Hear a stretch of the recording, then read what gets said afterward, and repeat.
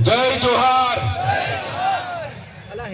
આજના આથા ડુંગરી ખાતેના કાર્યક્રમમાં અહીં મંચસ્થ ઉપસ્થિત છોટાઉદેપુર જિલ્લા આમ આદમી પાર્ટીના પ્રમુખ એવા રાધિકાબેન રાઠવા, છોટાઉદેપુર જિલ્લા ઉપપ્રમુખ એવા વિનુભાઈ સરપંચ, સાથે સાથે નસવાડી તાલુકા પ્રમુખ ઈશ્વરભાઈ, કવાડ તાલુકા પ્રમુખ શ્રી, સાથે છોટાઉદેપુર, જેતપુર અને કદવાલ તમામ તાલુકાના આમ આદમી પાર્ટીના પ્રમુખશ્રીઓ, મહામંત્રીશ્રીઓ, તમામ પદાધિકારીઓ અને આજે જેમણે 5000ની જનમેદની સાથે અમારા સમર્થનમાં આમ આદમી પાર્ટીમાં જોડાયા છે એવા આથા ડુંગરી સરપંચ શ્રી એવા રતનસિંહભાઈ માટે આપણે જોરદાર તાળીઓ પાડી લઈએ।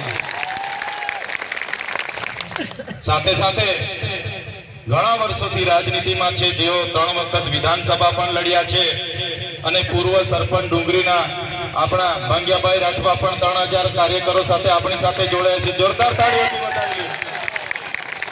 સાથે આજુબાજુ ગામના વીજળીના સરપંચ છે, સાથે આજુબાજુ ગામના સરપંચો, તાલુકા પંચાયતના પૂર્વ સભ્યશ્રીઓ, હાલના ગ્રામ પંચાયતના સભ્ય અને ભાજપમાંથી કિસાન મોરચાના પ્રમુખ એવા સંજયભાઈ અને તમામ કોંગ્રેસમાંથી પણ મોટી ભાગના આગેવાનો અમારી લડત સાથે જોડાઈને અમને સમર્થન આપ્યું છે, અમારા પાર્ટી પરિવારમાં જોડાયા છે એવા બધા જ લોકો અહીં ઉપસ્થિત છે। ત્યારે આ વિસ્તારના વડીલો, યુવાનો, માતા બહેનો અને તમામ સાધુ સંતો, મહંતો બધા જ લોકોને મારા નમન કરું છું, પ્રણામ કરું છું અને બધાને અભિવાદન કરું છું।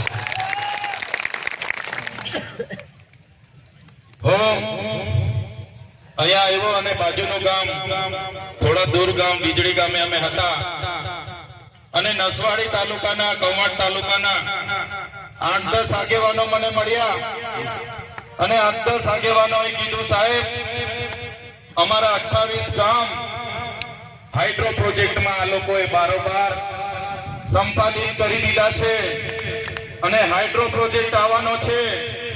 અમારા 28 ગામના લોકોને અહીંથી વિસ્થાપિત કરવા માટે સરકારે મન બનાવી લીધું છે। કલેક્ટર, એસપી, એમના પ્રાયોજના વહીવટદાર, એમના ડીસીએફ, એમનું ખાણ ખનીજ વિભાગ, એમનું જીએમડીસી, જીઆઈડીસી અમારે ત્યાં આવે છે પોલીસને લઈને અને અમારા ગામડા અમારા ખાલી કરાવે છે। ત્યારે 28 ગામના લોકોને કેમ છો? તમે 28 ગામના માત્ર નથી, તમારી સાથે 1,25,00,000 આદિવાસીઓ પણ છે। કોઈની તાકાત નથી અમારા આદિવાસીઓને અહીંથી ઉઠાડીને બહાર લઈ જશે। જે દિવસે આ ગુજરાતની ભાજપની સરકાર અમારા 28 ગામના આદિવાસીઓને ઉઠાડવા માટે આવશે, એ દિવસે ચૈતરભાઈ, રતનસિંહ, રાધિકાબેન રાઠવા, વિનુભાઈ રાઠવા, નવસિંહભાઈ રાઠવા, અમે પહેલા દંડો ખાઈશું, અમે પહેલા ગોળી ખાઈશું, પણ મારા સાથીઓ તમે અમારી સાથે રહેજો। સરકારને ઉખાડીને ફેંકી દઈશું। અહીંયા ડેમો આવ્યા ત્યારે અમારા લોકોને વિસ્થાપિત કરી દીધા તમે, અહીંયા કોરિડોર આવ્યા અમારા લોકોને વિસ્થાપિત કરી દીધા, અહીંયા અંબા ડુંગરમાં અમારા લોકોની જમીનો લઈ લીધી તમે, અહીંયા નેરના નામે જમીનો લઈ લીધી। હવે તમે અમારા ગામોને હાઇડ્રોજન પ્રોજેક્ટના નામે ઉઠાવવાની વાત કરો।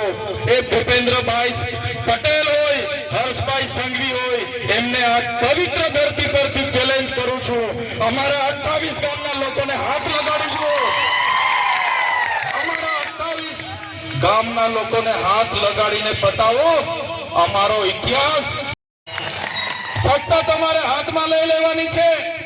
આ લોકોની તાકાત આ સત્તામાં છે। જે પ્રકારે આપણા વડીલોએ કીધું તો કે એક રાજા, એનો જીવ પોપટમાં હતો, એ જ પ્રકારે આ ભાજપના લોકોનો જીવ સત્તાની ખુરચીમાં છે। તમે જાગી જાઓ, ખુરચી આપણે ખોચી લઈએ, સત્તા આપણે ખોચી લઈએ એટલે આ ભાજપના રાજા ઓટોમેટિક ઘરે બેસી જવાના છે। તૈયાર છો તમે? સત્તા ખોચી લેવાની છે, તૈયાર છો બધા? જય આદિવાસી।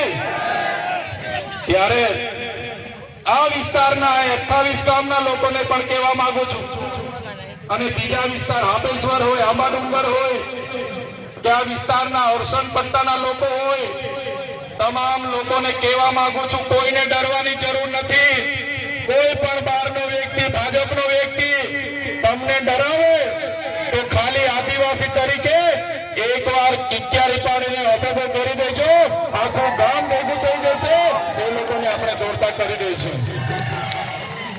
બાબા બહુ આવડે છે ને બધાને? આપણા વડીલોએ જ આપણને શીખવ્યું છે. ગામમાં અમે બધા આવી જઈશું. એ આરએસએસ વાળા હશે કે ભાજપ વાળા હશે, એમને ઉભી પચડી અહીંથી અમે ભગાવી દઈશું. ત્યારે બધા જ લોકોને વિનંતી કરું છું, આપણી અસ્મિતા, આપણી સંસ્કૃતિ અને આપણી જે આદિવાસીની અસલિયત છે એ આપણે જાગૃત કરવું પડશે. અમે એટલા માટે આ પાર્ટીમાં જોડાઈને આગળ વધી રહ્યા છે. ભાજપ વાળા અમને પણ બોલાવે છે, આવો તમે સત્તા અને પૈસા કમાઓ. અમને સત્તા અને પૈસાનો મોહ નથી. અમે આદિવાસીઓને જાગૃત કરીએ, આદિવાસીઓને આગળ લાવીએ, અમારા યુવાનો ભણી ગણીને આગળ આવે, અમારા ખેડૂતો આગળ આવે, અમારા ખેડૂતના દીકરાઓ ફોર વ્હીલ લઈને ફરે, મર્સિડીઝ લઈને ફરે, BMW લઈને ફરે, આઈએએસ થાય, આઈપીએસ થાય. એ જ અમારા સપના છે. અમારા લોકોના નાના મોટા પ્રશ્ન છે, એનો પણ આવનારા દિવસોમાં સરકારમાં 2027માં અમે બધા આમાંથી જઈએ અને આદિવાસીઓના હિતના કામ કરીએ, આ વિસ્તારના યુવાનોના હિતના કામ કરીએ, ગુજરાતના 18 વર્ણના લોકોના હિતના કામ કરીએ. એ અમારા બધાના સપના છે.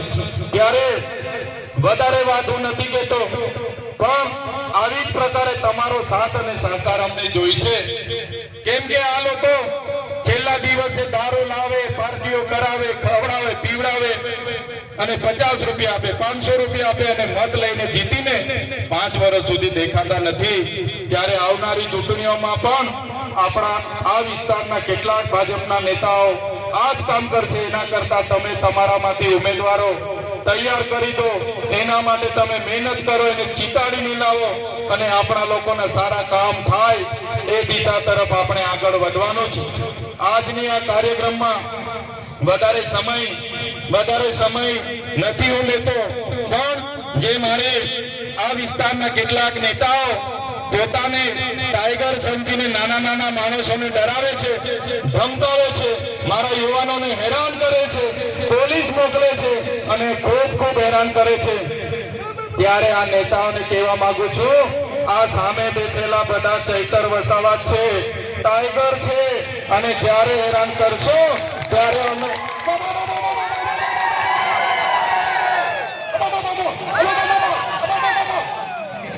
આ અમારી તાકાત અમે આવનારા દિવસોમાં બતાવીશું ને? તૈયાર છો બધા? ધન્યવાદ. જય આદિવાસી.